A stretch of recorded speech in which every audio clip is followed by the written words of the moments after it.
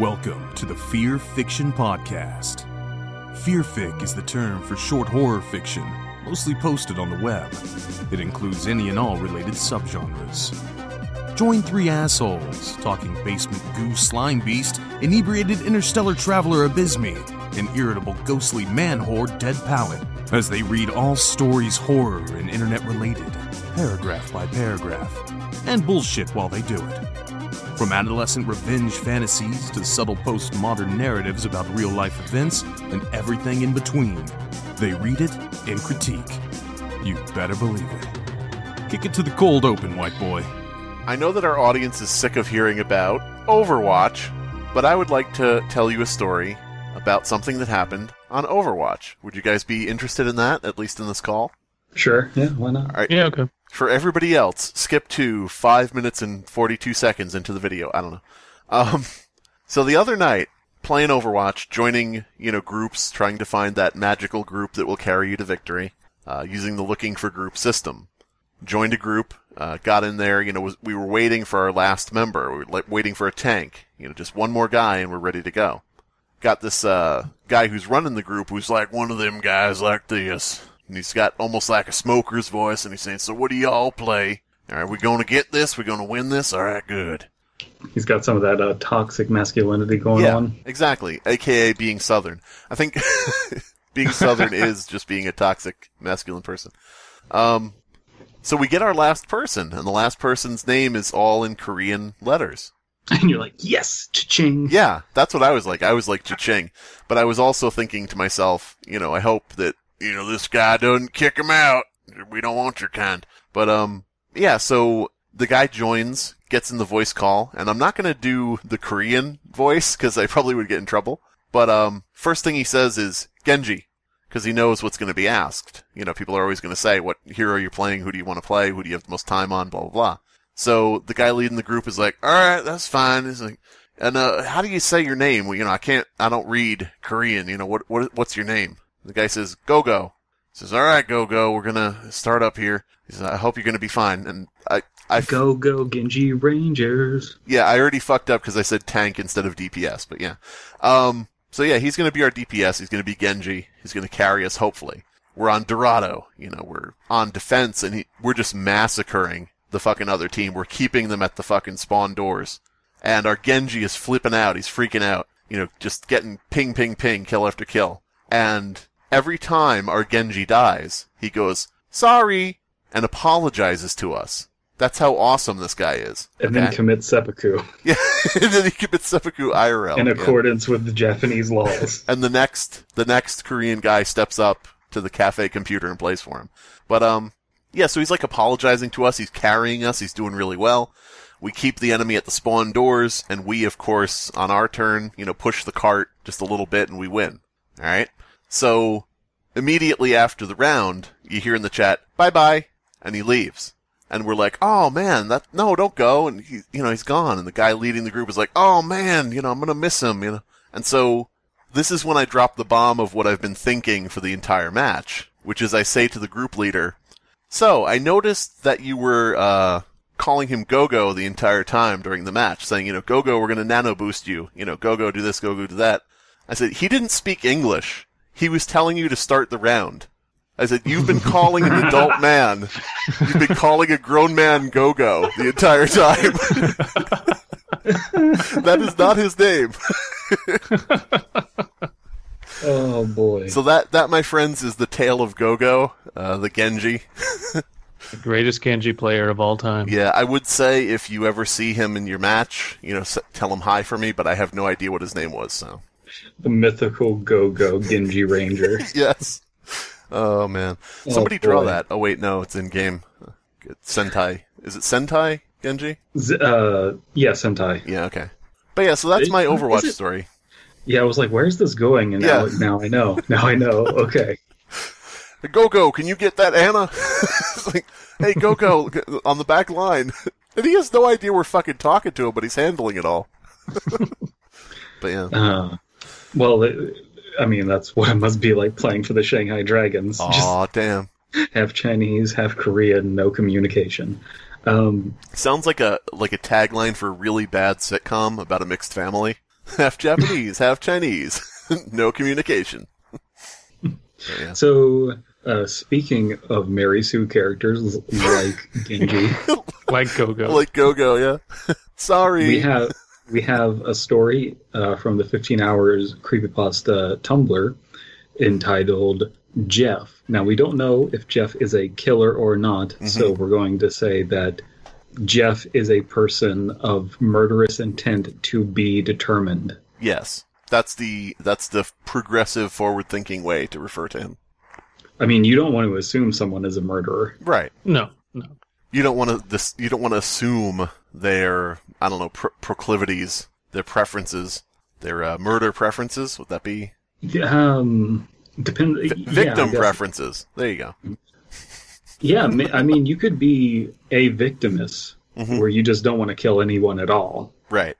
You could be polyvictimous. This is fucking stupid. Okay, so Jeff. Yeah, Jeff. Do you have any? How far you guys would go with it? Do you have any input, Abysmii? I have no input on that. No. You don't want to say maybe this is about Jeff Kaplan? No. Jeff Kaplan here. We got a great story from the 15 Hours Creepy Story Tumblr. Its length is medium. I think it's gonna be a nice little read. Not too long, not too short. You're gonna really love the way it feels. All medium. On the medium. Crank it up to longer. All it'll cost you is your soul, he growled at me in a... He growled at me in a voice like tumbling rocks. What do you do with my soul? Is it like a currency for ethereal creatures or what? I couldn't help curiously asking. It's a food. A rare delicacy. It's a food. It's a food. Oh, it's food. That's my mistake. It's a food. A rare delicacy. He answered. Wait, that's not just me. Answered, blatantly baffled. Okay. I was thinking it was going to be he answered or his answer, so that's why it fucked me up. It's kind of like it's a little bit of a rap lyric, like, his answer, blatantly baffled. Where you're kind of like messing up the grammar to make things have alliteration more. Looking over his malnourished form, I couldn't help but wonder if the buffet was shortcoming or if souls just didn't provide as much nutrition as it is believed. What would me being with a soul do to me? With a soul? Did I read that right? No. Without You must offer your soul as forfeit. What would me being without a soul do to me? Would I remain the same or die in a limited time, or some other question? I inquired, seriously considering the deal, since I felt bad for the poor creature that stood starving before me. So I'm getting the feeling that English is maybe not the first language here, because it's that specific kind of weird grammar that isn't someone who is an English speaker writing stuff poorly. It's someone who's got English as a second language and has a different grammar structure. It does say at the bottom, credited to GOGO. Oh, okay. No, credited to Anuasil. I would say that is probably lending to the idea that they're not an English speaker if their name is Anuasil. Or that's just a screen name, who knows? Yeah, but I mean, still, what the fuck? All right. No. Do you ever get that feeling that your anus just isn't as fresh as it could be? Try refreshing your anus with new prescription Anuasil. Why are you pronouncing it that way? We all see how it's spelled. Try summer rain. All right. Apparently, the so-called demon sensed that I was thinking about it because he began to salivate just a little, though he tried to hide it. You remember Hitler? Oh, bad guy, awful guy. That Hitler's a bag egg. Yeah. You remember Hitler? Of course you do. Everyone remembers Hitler, and he's a common example we used. Oh. Hitler had good intentions. Oh, jeez, where's the story going? Now listen. Hold on. Now listen. Okay, the demon... I just think it's not as black and white as people are making it out. Jesus Christ. The demon is literally a devil's advocate, so I mean, you know. Yeah, maybe. All right, so let me read on here. What is this, the Nuremberg trials? Hitler kissed babies and invented the Volkswagen. Hitler actually... Oh, no. Hitler had good intentions. He planned to make the world a better place. He fed us his soul in exchange for power. There you go, guys. Not Hitler's fault. So that he could chase his plans without being hindered. The lack of a soul is what also helped him perform so many atrocities, which led to many breakthroughs. Oh my gosh, okay. Okay.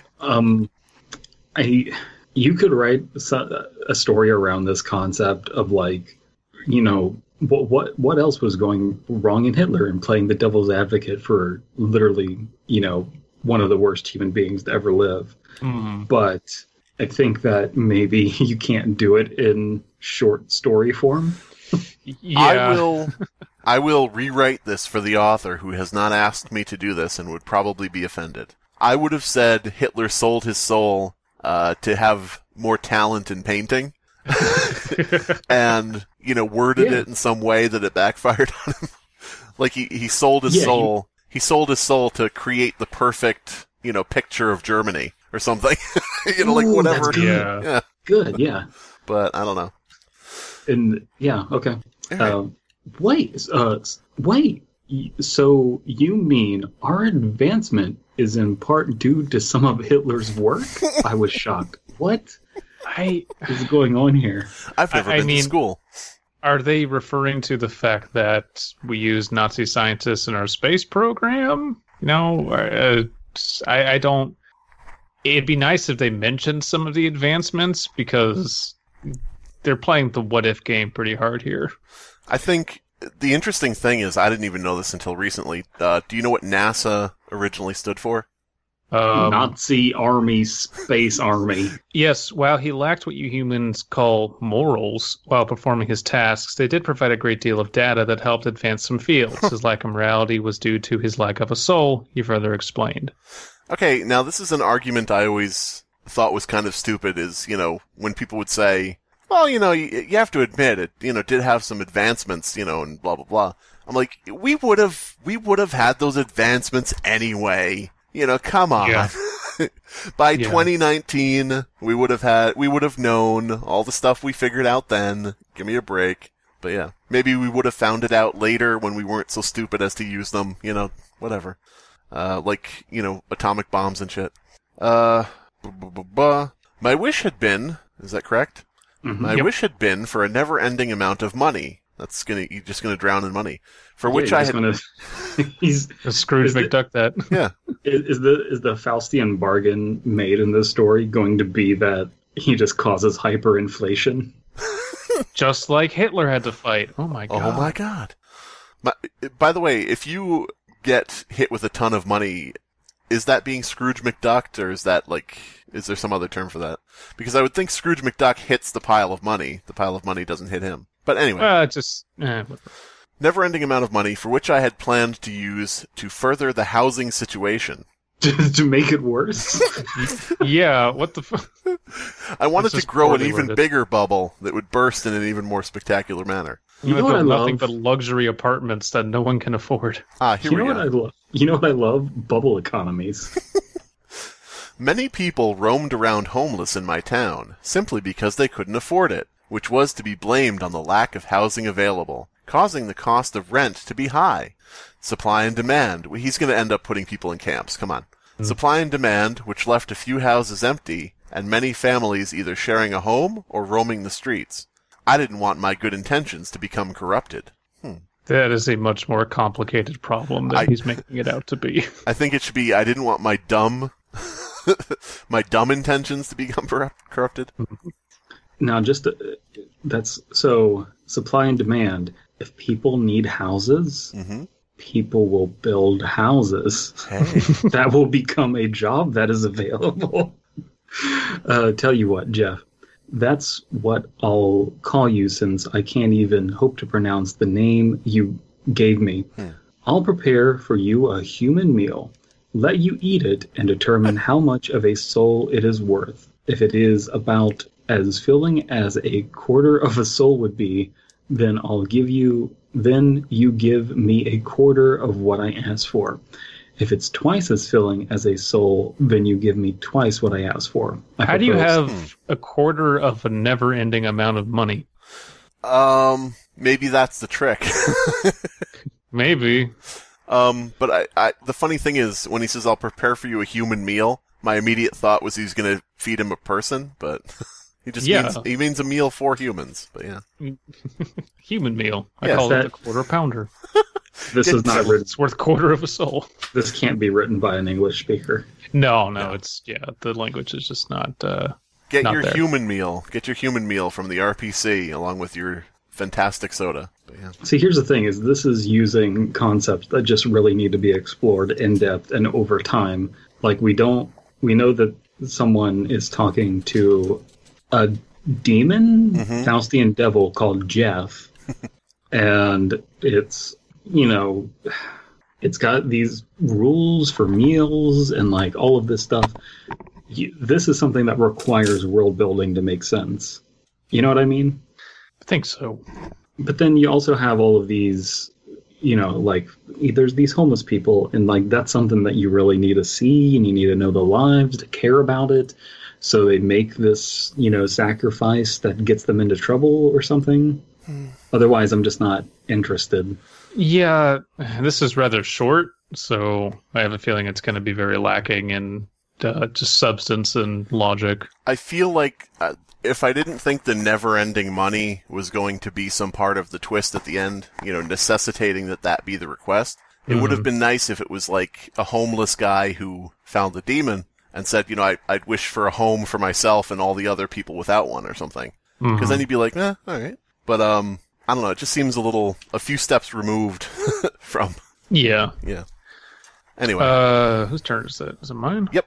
Okay. That goes. Is that what I am? GOGO. That goes outside of the norm for how things are usually done, Jeff, as I now think of him, grumbled. As I now think of him? Okay. A little persuading, and then I was standing over the stove, preparing the grandest meal from what I had at my disposal. I really wanted to impress this demon, while at the same time hopefully giving him the nourishment he was sorely lacking. I have to sourly lacking. Sourly lacking, yeah. I have to interject, though. Making a meal from what you had at your disposal. Bitch, you better go out and spend your entire bank account getting a lot of really good food if you have to fill up the demon in order to get unending money. Come on now. Don't just make him rice-a-roni. He better go to Blue Apron. Yeah. This is Matt Pat. Oh my god, he wanted just unending money, and he ended up being Matt Pat. What a turn of events. All right, here's what you have to do. You have to run a YouTube channel. Okay, I think I can do that. You have to talk about Five Nights at Freddy's for 3 years straight. Shit. Wait a minute. Oh, go ahead. You need to make up a bunch of harebrained theories, and then when you can't do that, you need to steal the other theories of other people on the internet and steal their research and not credit them. And if anybody criticizes you, just pretend that they hate you because they're homophobic, I think, is what he did. Really? Yeah. Okay. God. Haven't heard that. Tangent. You know that Gamer from Mars guy? Yeah. Okay, he did a video, I don't know if you saw it, about Matt Pat and, the lack of quality standards. Oh, go ahead. That's the only thing I've seen from him. Yeah. The lack of quality standards and the descent into crap and everything. And at the end of the video, the Gamer from Mars dude goes, but all of this is just a theory, a gay! And then he says, no, I'm not going to do that. Not going to do the joke about a game theory. Yeah. Oh, yeah. So he cuts himself off. And so Matt Pat and some dumbass make like a response video where they're sitting there in front of the camera talking about this Gamer from Mars guy's video. And Matt Pat is like, just sitting there kind of not paying attention. He's like Tom Cruise on the sofa. I don't know. And the girl says, oh, he just called you gay. What? And because he says, gay. And no, I'm not going to do that. GA? Yeah. Wow. And so they talk about how that's really offensive, bad that he, is being like homophobic. And I'm like, you fuckers don't believe that.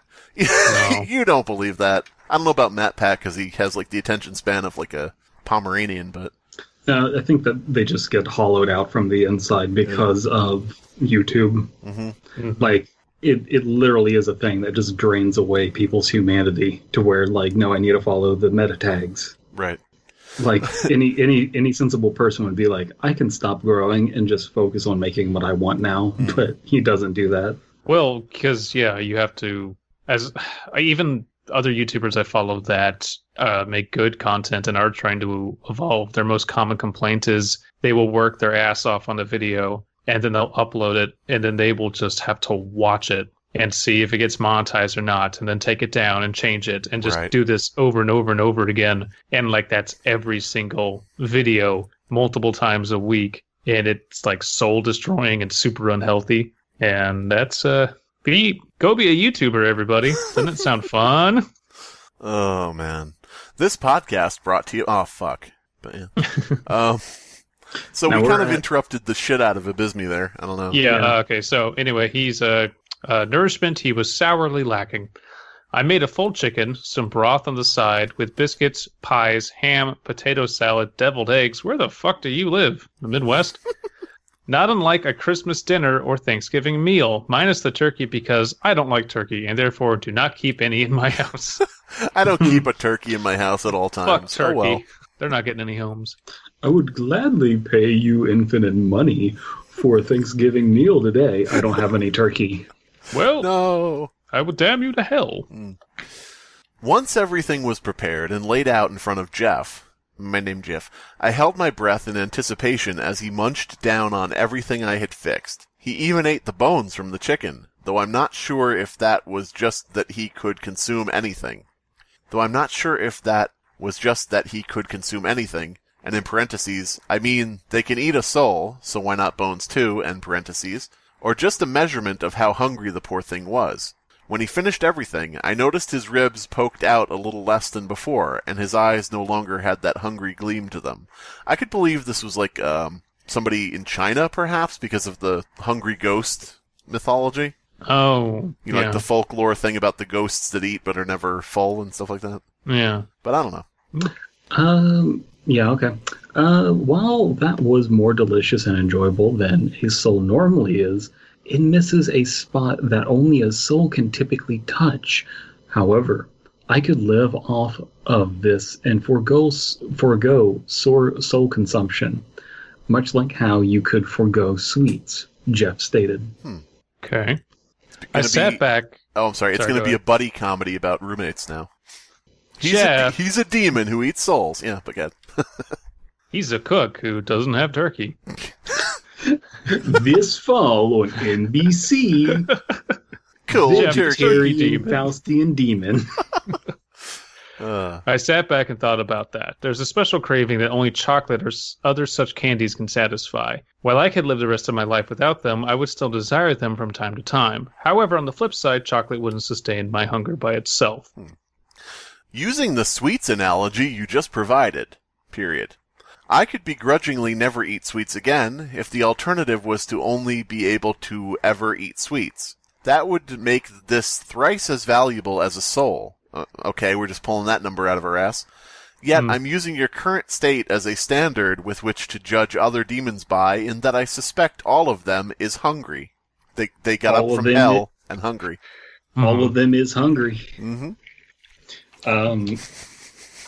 There's a lot of weirdly specific food math going on. Yeah.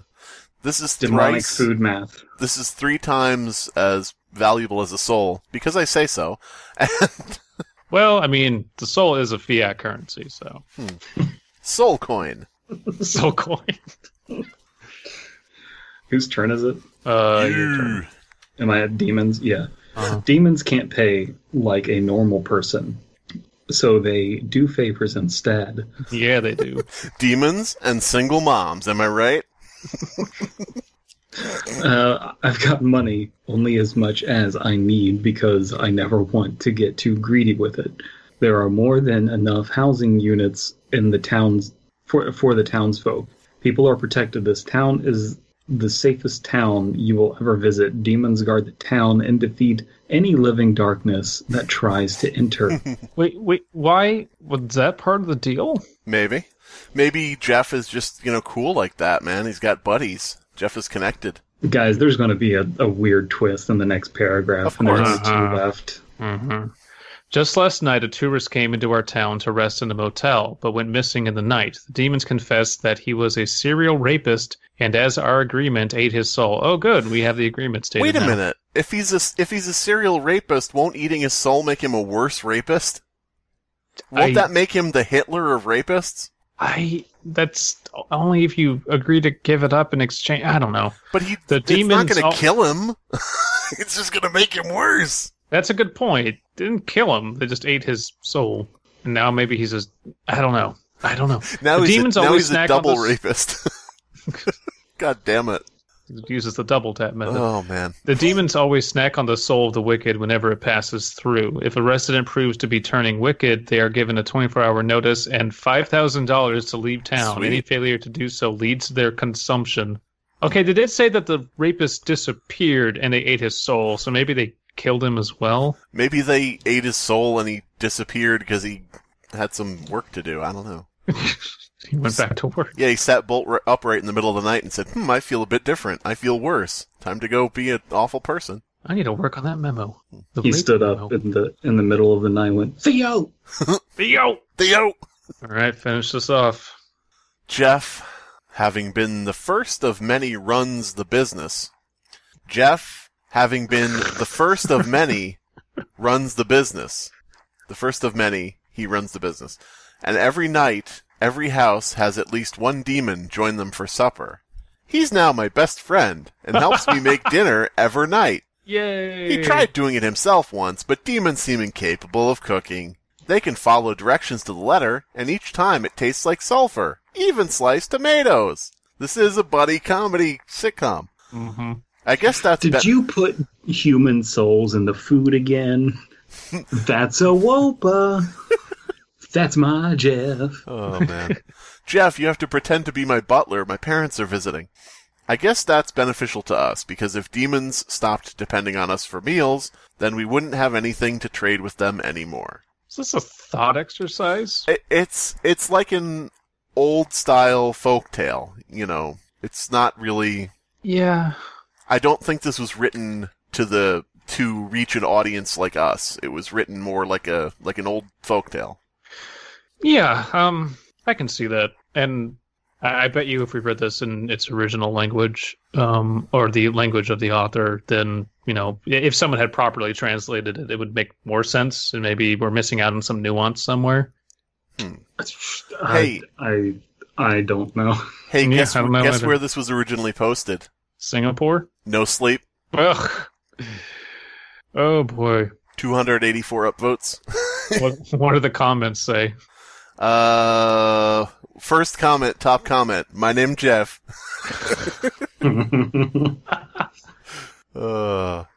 Yeah. You know what? I'm up for a good old round of baseball. Not me. I hate baseball, but I will read a story. How many people do we need to play baseball? We can play it with just us three, right? We can play keep away.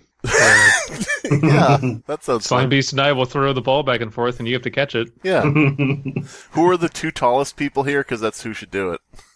It's definitely you two. Yeah. Can't get the ball, little tiny baby.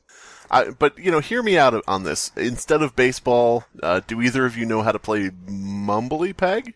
Mumbly Peg? Yeah. What? Mumbly Peg. You guys never played Mumbly Peg? No. Oh. Can't say I have. Well, alright, never mind then. You guys wouldn't know. You guys wouldn't know how to use the peg. I mean, I mumble when I get pegged. With a baseball? You just gotta mutter about, like, taxes and bad things in life. Oh, god damn it, motherfucking, I gotta pay the heating bill. Fucking kids on my lawn.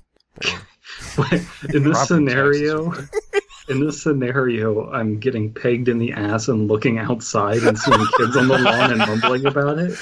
It's not a free show. Get the fuck out of here. Stop tapping on the window. No, I don't need help. This couch is uncomfortable. I should get knee pads. Knee pads are expensive. I hate knee pads.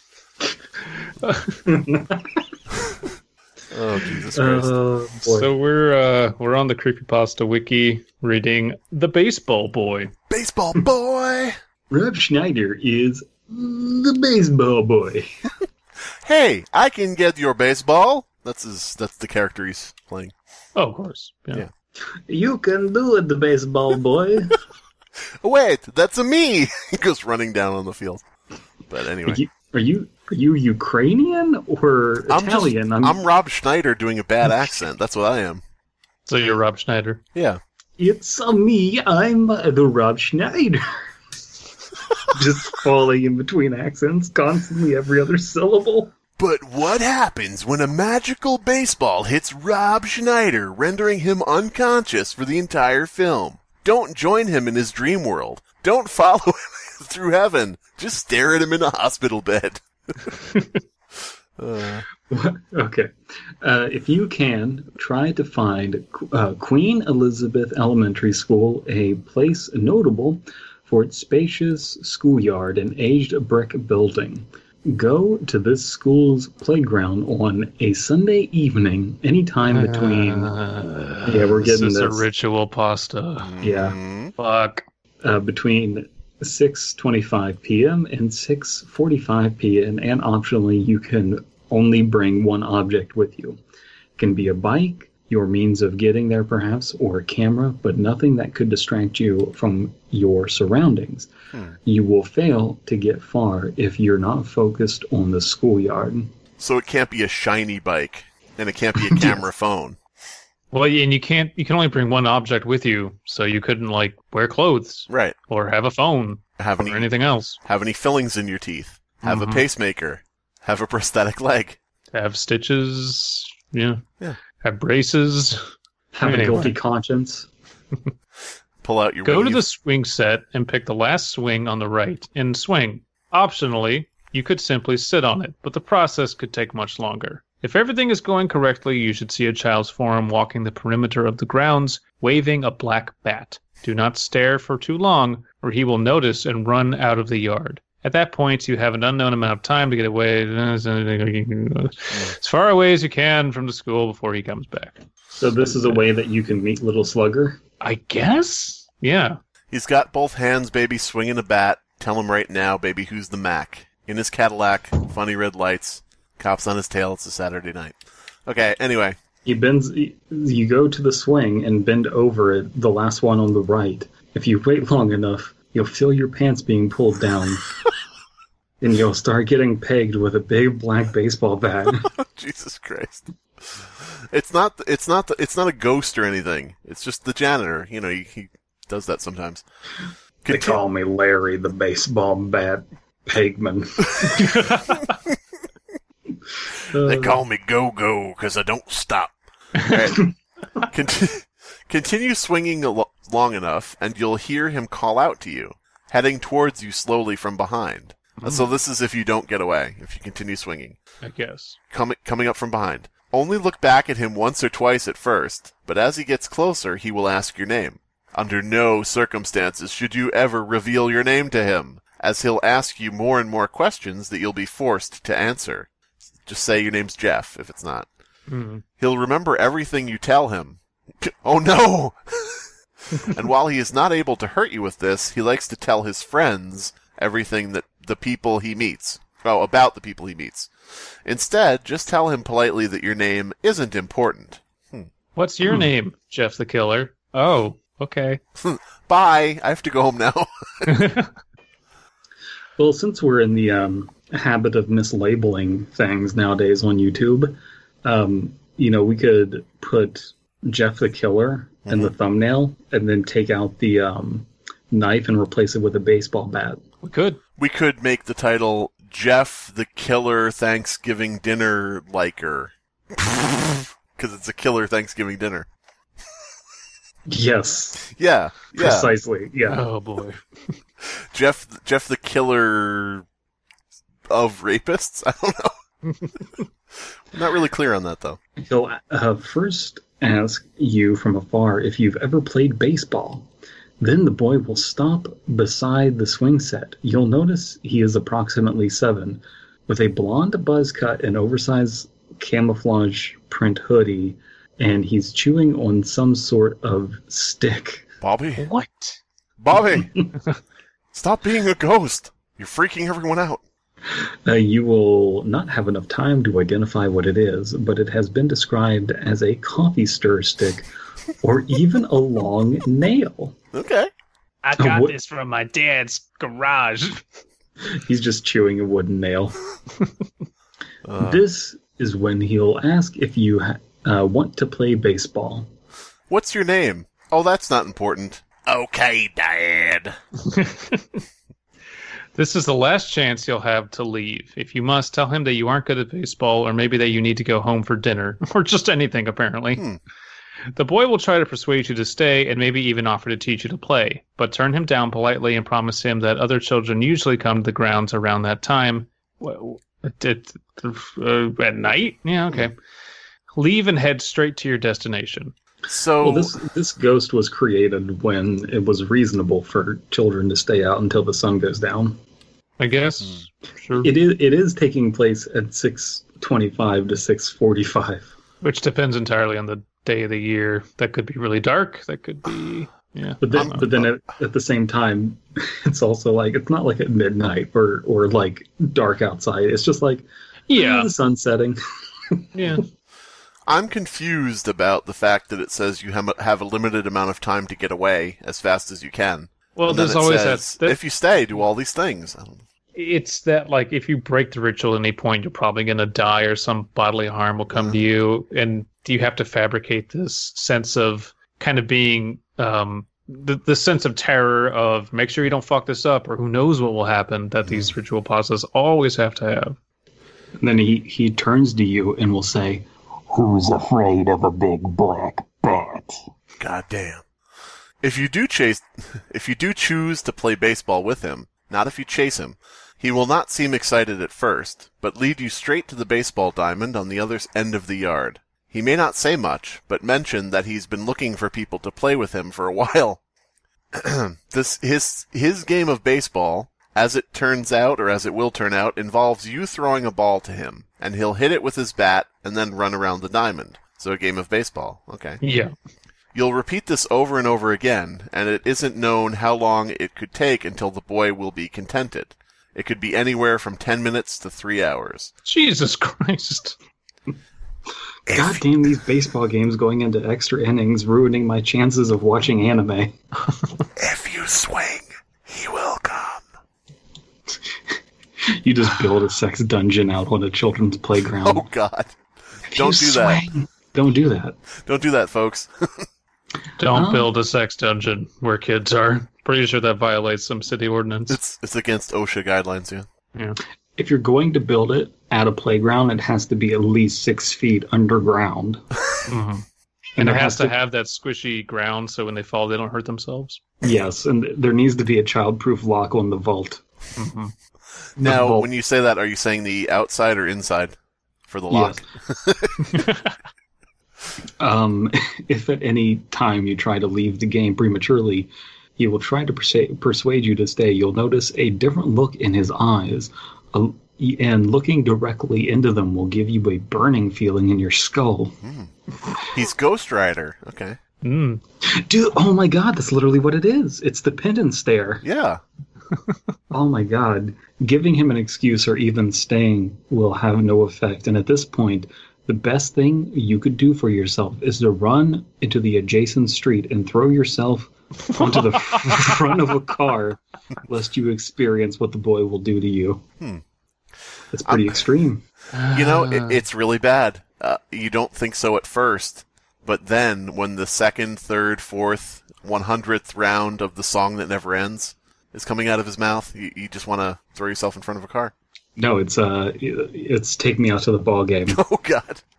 This is a circle of hell. You have to play baseball for 3 hours. There's only 2 of you. He's batting, so you throw. He hits it. You would then have to run out to the outfield every single time. Come back. Like, this is hell. At least for me.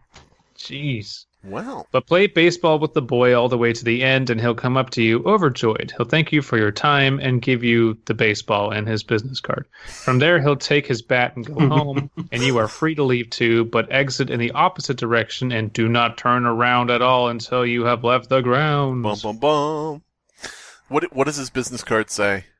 Baseball Boy Industries, we waste people's time and money. So he works for YouTube, okay. Yeah. When you reach a safe place indoors, you will now... Subsidiary of Google. When you reach a safe place indoors, you will now be able to study the ball. There's nothing about it that appears odd. It's simply a battered old baseball. You can either display it, or even play with it, but try stripping a small piece of the ball off and carrying it around in your pocket. Okay? Why? Okay. Is it autographed? Baseball boy? Okay. So this is kind of like actually interesting to me because I don't know what the next paragraph is going to be, but like the reward being a baseball is pretty cool. If it's like an old battered baseball, I like that. Kind of reminds me of Hitchhiker's Object a little bit. You know that old creepypasta? I don't recall, no. Abysmii remembers, though. No. I've narrated it, but I would suggest people go listen to the Frosted and Many Fears version of it, Hitchhiker's Object. It's really good. Okay. You may experience headaches at first, but you'll notice a change in yourself afterwards. You'll be able to predict any accident around you. Who knows? Know who's sneaking up behind you and expect nearly anything out of the ordinary. You'll be able to predict tomorrow's lottery numbers. Or who wins the big game, huh? Mm. If this had just given you the ability to predict the winner of baseball games, I would have been on board. Yeah, that would be thematic. Well, if you have the baseball and then you throw it at somebody, and then later in the night, the baseball boy just shows up at someone's house while they're sleeping and beats them to death. Lovely. Carry the piece around with you enough, and the power will absorb into you to the point where you don't need it anymore. That doesn't make a whole lot of sense to me.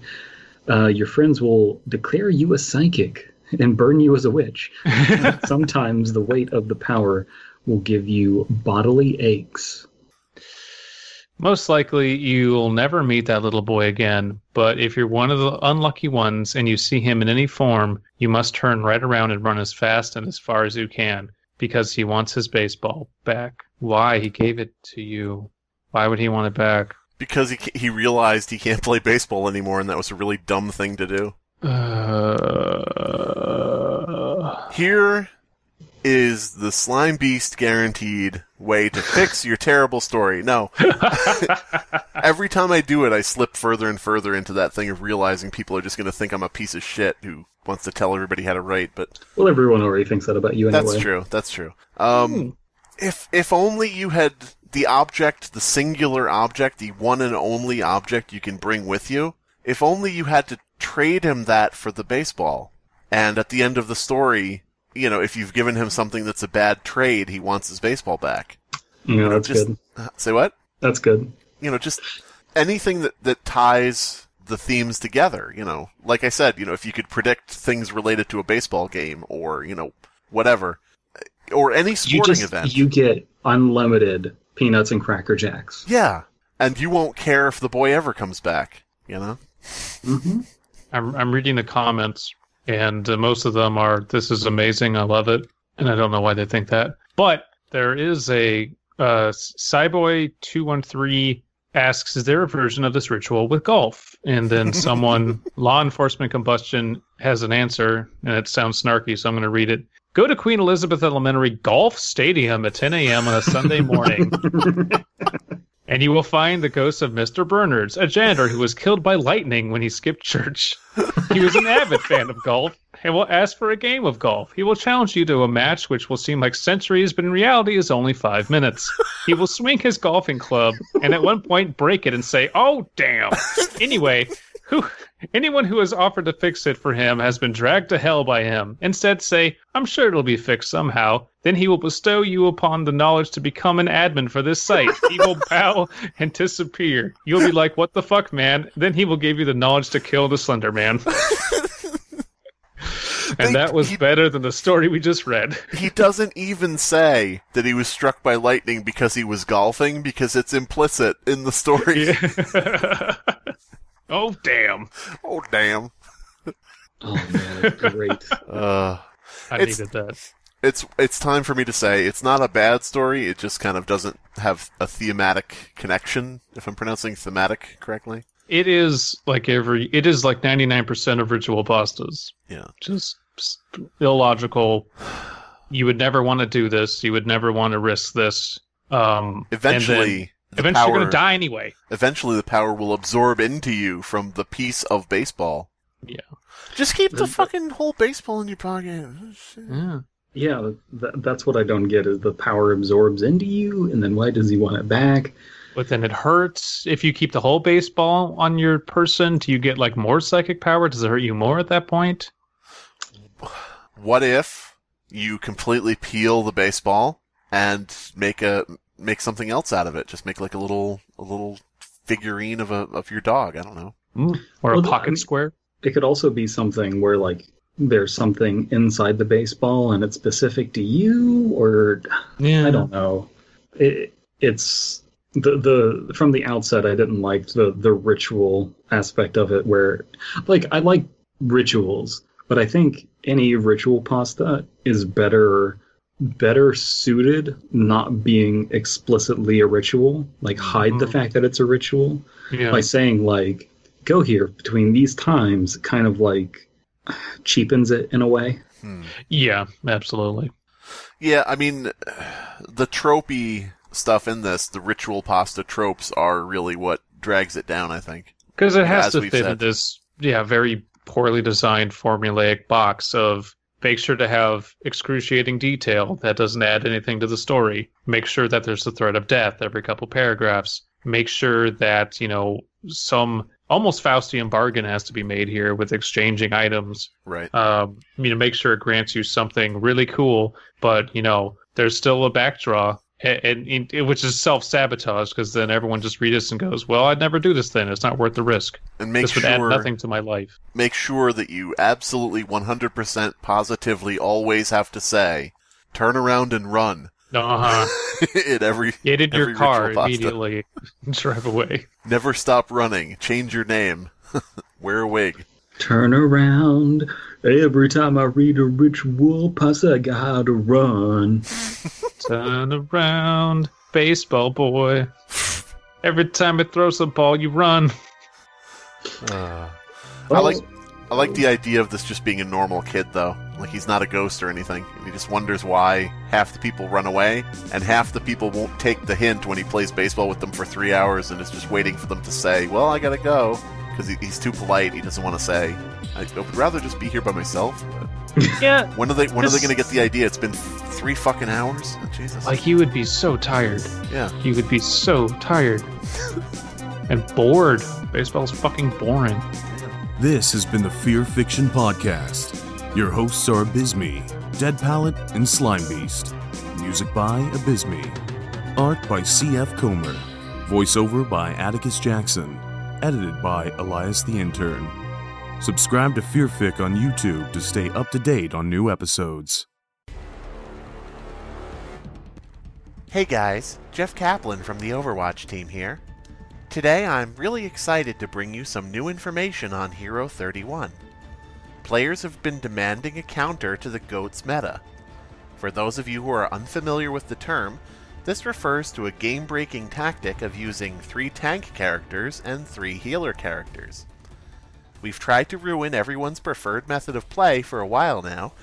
We released an annoying, broken character named Brigitte. We made armor into a joke. And we even turned Reaper into a walking deity.